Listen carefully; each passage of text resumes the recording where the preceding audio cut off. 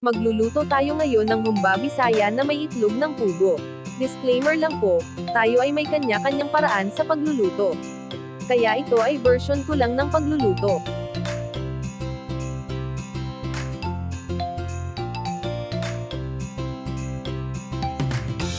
Simulan na natin ang pagluluto.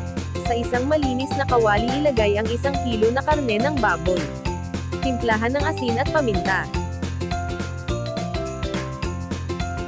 Hayaan lamang itong maluto hanggang sa lumabas ang sariling mantika nito.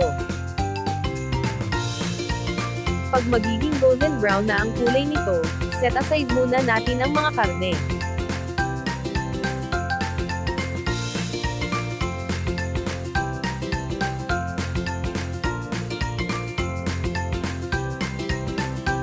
At bawasan ang sobrang mantika ng baboy. At sa parehong kawali, magbisa ng sibuyas at bawang. Bisahin hanggang sa lumabas ang aromatic nito. At ilagay na natin ang mga prinitong karne ng baboy kanina. Lagyan ng pampalasa, toyo pamintang buo at star anise.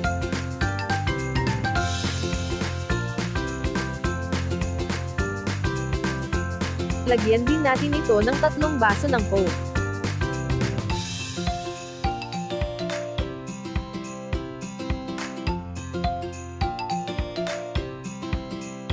Haluin saglit, then takpan at hayaang kamulo hanggang sa lumambot ang karne. Lutuin ito ng mga 2 hanggang 3 oras.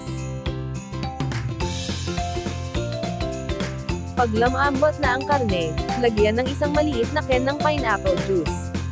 At ilagay na rin natin ang banana blossom at black beans. Haluin mabuti at pakukuloyin saglit.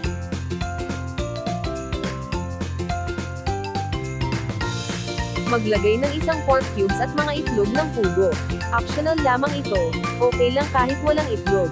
Kunting halo lang at luto na ang ating hambang Bisaya na may itlog ng pugo. Kung nanonood ka pa hanggang ngayon, ibig sabihin na gustuhan mo ang recipe natin today. Paki-comment naman kung taga saan ka, para malaman ko saan nakarating ang videos natin. Maraming salamat po.